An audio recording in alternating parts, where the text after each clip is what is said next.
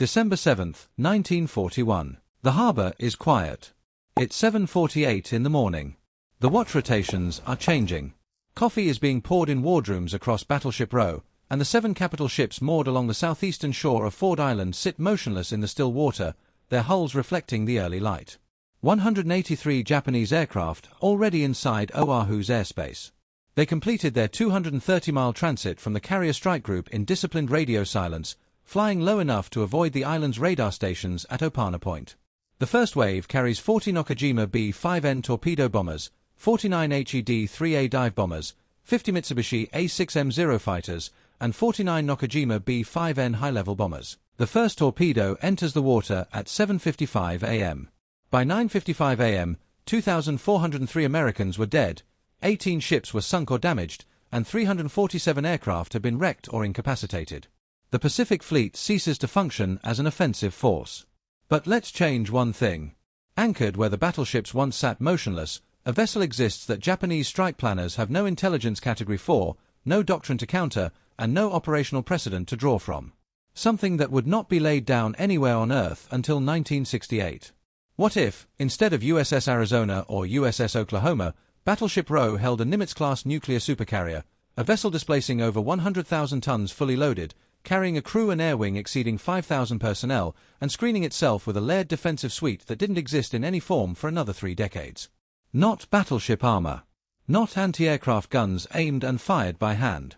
A fully networked, radar-guided defense architecture designed from the outset to detect and destroy exactly the kind of attack now inbound. The system itself requires precise description.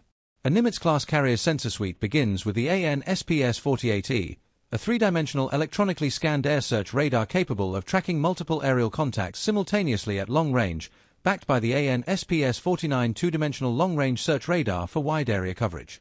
In 1941, Japanese aircraft relied on approach altitude and terrain masking to avoid detection from Oahu's primitive Opana Point radar station, a system so new that the operators who detected the incoming raid were told to disregard it, mistaken for an expected flight of American B-17s.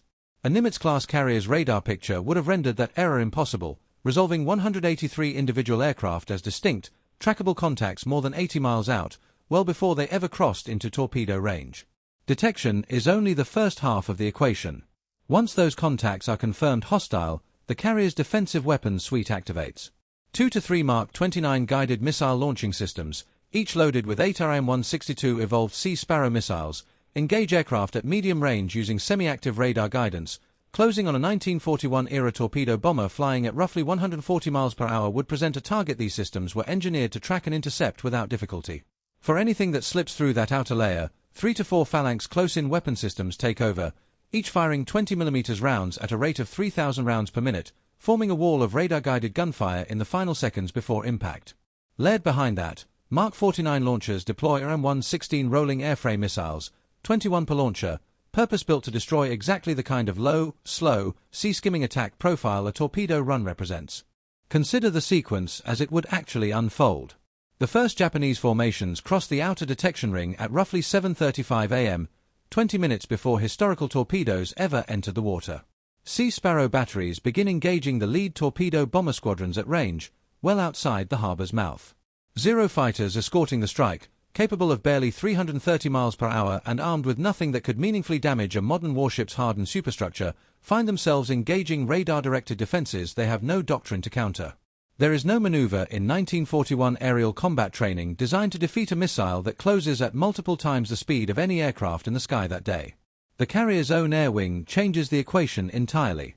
A Nimitz-class ship embarks between 60 and 90 aircraft.